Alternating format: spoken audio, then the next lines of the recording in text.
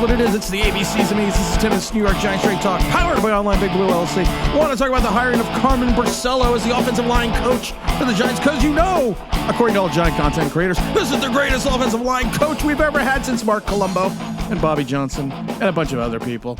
Also want to talk about how this roster in 2024, way it's shaping up right now for Joe Schoen. The cupboard is a little bare in reference to talent on this roster. We're gonna go through it a little bit, but Carmen Barcelo comes over to the Giants after being let go by the Raiders. He's a guy that's bounced around a little bit. He's been an offensive line coach since 2005. Spent some time at Akron, Illinois, Youngstown State. Of course, he was a Patriot. So the minute you're a Patriot, you know what you got to do. You got to sign with the Giants, and you got to have the Patriot way with Brian Dable. There was rumors that Wink thought that that Dable was too much subscribing or maybe prescribing to the Patriot way. But we're going to welcome Carmen and see what he does. Like I said, according to every single Giant content creator, this is the greatest signing since Mark Colombo and Bobby Johnson and everyone else. So we're gonna give the guy a break. We're gonna see what he does, but let's not go crazy, because if he was so awesome, he would still probably be employed by the Raiders. But I love it because someone on Twitter said recently that any offensive line coach who doesn't have a job and not on the Giants is the greatest offensive line coach there is. I got to talk about Joe Schoen coming up in this 2024 offseason because of the fact that it's going to make his head hurt a little bit. He is going to need to focus because this roster is, I've been looking over it, but I've been looking at the numbers, and there may be, unless some certain things change, there's going to be some less talent on this roster potentially than there was in 2023. But you know what? He's just got to stay focused. And there's only one way to stay focused. We've said it a million times before. It's a proud partner of Online Big Blue Sports. It's Magic Mind. The little green shot, that little green bottle, that little green burst of energy helps you alleviate taking that large coffee breaks, drinking those terrible, what are those terrible drinks that give you all those energy, but it's just plowed with caffeine. The problem is it's all natural, Magic Mind. We've talked about it before. If you need to be focused, if you need to get productive, if you need to get rolling, you take the little shot. I found it. I drink it in the morning. Like I've said before, I've cut down my coffee in half. I now do my coffee. I now do my Magic Mind. It gives me energy throughout the day. It doesn't just give me that quick burst and just ends from there.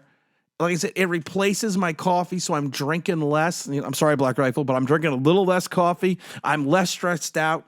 I have less anxiety because you want to know why? It's all natural. We've said it before. The best part of it, in my mind, is matcha man. Way less caffeine than coffee.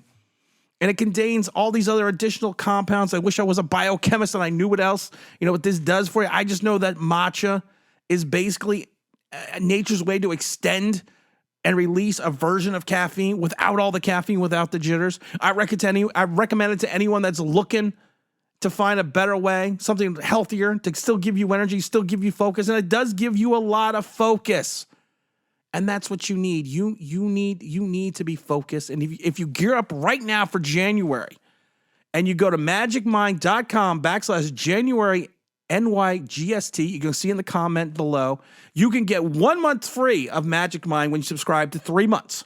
Again, that's magicmind.com, Jan NYGST. Go to the site. You'll get 1 free month when you subscribe to 3 months of Magic Mind. Also, if you go and use the code NYG20, you get a little extra savings as well. So go check that out. And like I said, get focused, get energy, and do it the natural way. So Joe Schoen in this roster. I've been looking at the salary cap numbers. I've been looking at the talent, and what we need to do. The problem is everyone, not everyone. I should not paint with such a broad brush. Excuse me. A lot of people will look at the roster and say, "Oh, we're not that bad off." But when you start breaking down the talent that's on the roster, the actual talent that's going to be there. You'll look at the way the Giants are constructed. You're not going to look at future contracts. You're going to look at the guys, right, the top 30-something guys, 36, 38 guys that are going to be the mainstay or the start of this roster for 2024 that Joe Schoen's going to build.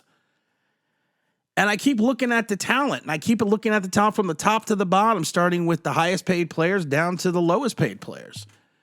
And you have to look at it and say, okay, the Giants probably have anywhere between $37 to $40 million in cap space. They got about $6 million that rolled over. So you're probably looking at about $38 million right now. You could, like I said, you can maybe get it up to probably like $55, $60 million with some maneuvers. Hopefully, like we said, they don't touch the Daniel Jones contract. But if you take a look at the roster from the top to the bottom, it should be concerning talent-wise, because I'm just not seeing a well thought out roster in reference to NFL talent.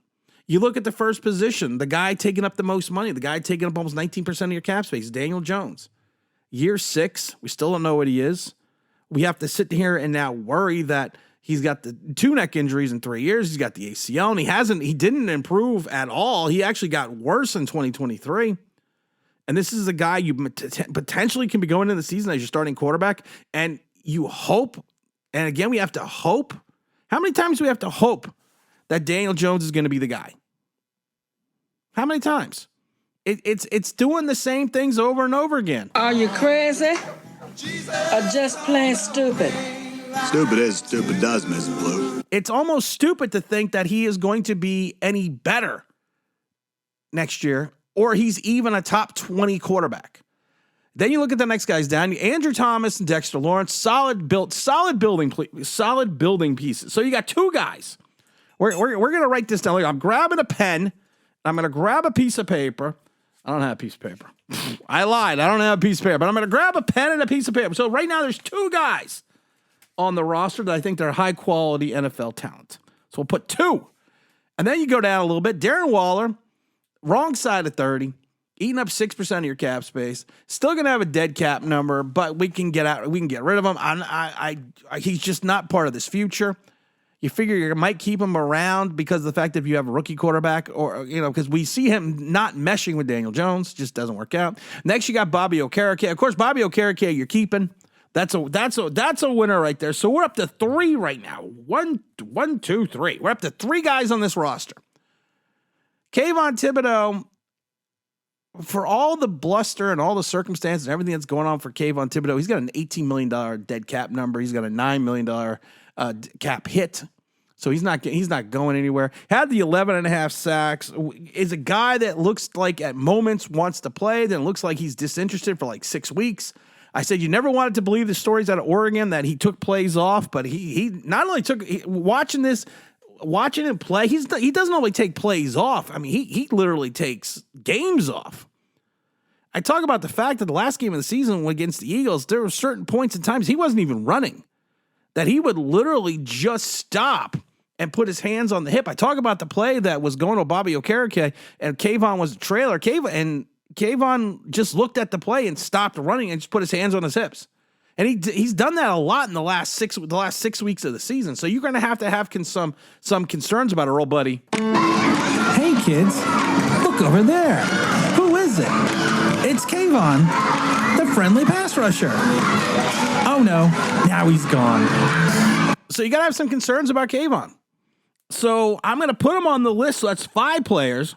I'm going to put him on the list right now as a mark. You have Darius Slayton, which to me, he's got a $7 million cap number, but he's only got a $1.7 million cap number itself in reference to dead cap space. So he could be a casualty already on this roster.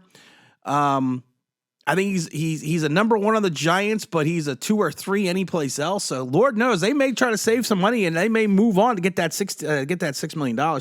Graham Gano's not going anywhere because he's got a $9 million dead cap number against a $7 million cap hit. So he's staying. What are we going to get from Graham coming back from the injury? We don't know. We don't. That's you have a lower leg injury on a place kicker. That's not good business. So we're not going to put him on the list. So right now we have 5 guys. You have Mark Lewinsky. No. He's probably going to be gone. He's only got a dead cap number 1.5 million. So he's more likely gone. You got Evan Neal. Evan Neal again. The question: jury's out on Evan Neal.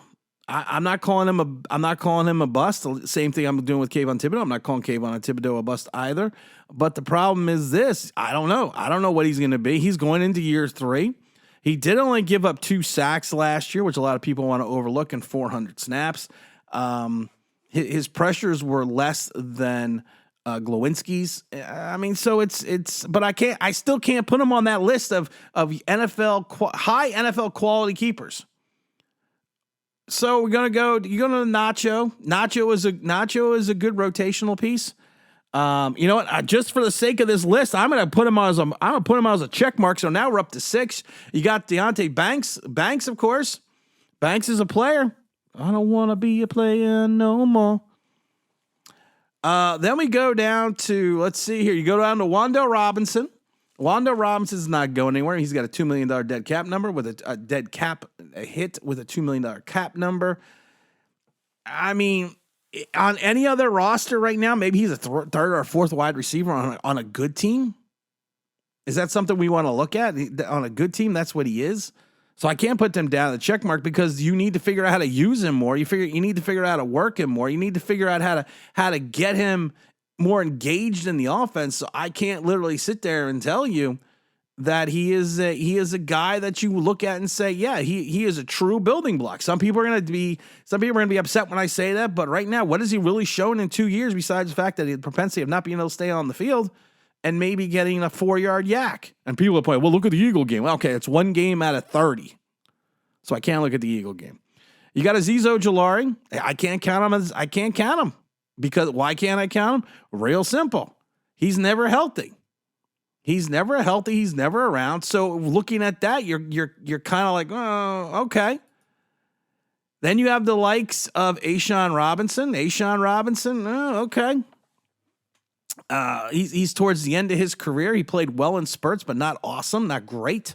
So I can't put him on the list as a high quality type player. Then you got like Aaron Robinson, Joshua Zuda. Nope. You have John Michael Schmitz, got pushed around, and we talked about this before. He was going to get pushed around by bull rushers, by guys there was a lot of guys, in the defensive tackle positions that are bigger from him. He's going to have to learn to use his leverage a little bit more. He's going to have to gain some more strength. Is he a building block piece? I'm going to say yes, because of the fact that he's something you need a center. It all starts with the center. Cordell Flott, people are crazy about Cordell Flott, but Cordell Flott only had a couple good games, which is fine. He's going to be back on the roster. I have no problem bringing Cordell Flott back, but I don't see him as a true NFL building piece. I don't sit there seeing teams go, boy, we really need to get Cordell Flott. It's interesting that you may see us talk about Isaac Item that way in a little bit, but not Cordell Flott. Carlos Basham, garbage. Tyrod Taylor, I don't think is going to be here. Jalen Hyatt, I don't know. The jury's still out on him. Dane Bellinger, good second tight end, good third, but he's never going to be that elite starter. Gary Brightwell's probably going to be gone. Dane Belton, everyone loves Dane Belton. Let's talk about Dane Belton a second. Dane Belton, for the 2 gifted interceptions and the fumble he got, he also gave up was responsible, or part of the responsibility, giving up about 4 touchdowns in 2 games. I even pointed out the fact that we did a thumbnail where he was a trailer and got burned in that first Eagle game, and there was a couple other plays that too in the Rams game that he got burned. So he literally couldn't stay on the field. He got benched in the Texans game 2 years ago, and he has 1 good game, and he couldn't crack the lineup because Pinnock, the way he plays. But we're going to sit there and think he's going to be awesome after we've seen this. It's like when I'm not even going to get into it. So he's not on my list. McFadden's definitely on the list. I think McFadden's going to be part of a building block piece. So he could do that. Jason Pinnock's the same way. You got to mark Pinnock down. DJ Davidson, jury's still out. Marcus McKeithen, jury's still out. Eric Gray, I don't even know why Eric Gray was even on this team or why he was even playing, because of the fact that he's like I said, he's Billy 3-Yard Taylor from the Giants of the 80s. Trey Hawkins, we got to wait to see what happens with Trey. Jordan Riley, again, he's another guy that's just kind of there. So those are your projected guys. Those are like your top 30-something guys. Those are your guys right now that the roster is the building blocks of. So let's see how many guys we've just said that were probably high quality enough to start building an NFL roster on or be key contributors. It's 1, 2, 3, 4, 5, 6, 7, 8, 9, 10. So you have 10 guys out of 36. And some of those guys, you still have questions. Like I said, we got to worry about what Andrew Thomas does when he comes back. We put Kayvon on that list, but we still don't know what Kayvon is yet.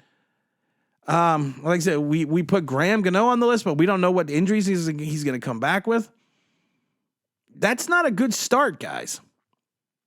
And you have the likes of Isaiah Simmons, Adoree Jackson, Xavier McKinney, Saquon Barkley, and Tyrod Taylor all out in the free agent market.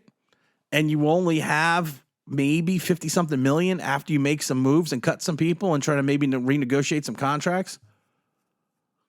And we look at the draft picks that we have right now.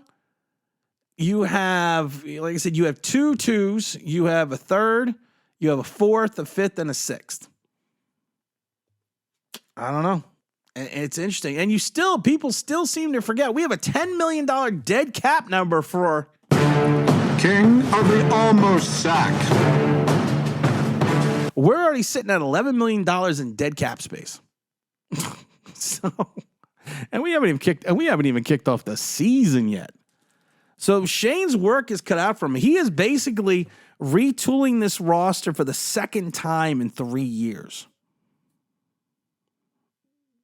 I'm not saying that 2024 is going to be worse than 2023, but I am saying this.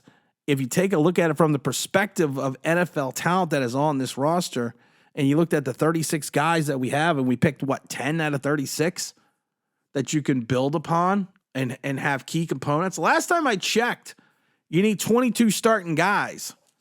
And when one of those guys is our kicker, that's not good. That's not a good way to start. And you have more question marks on the roster than you have what I would perceive as NFL ready talent.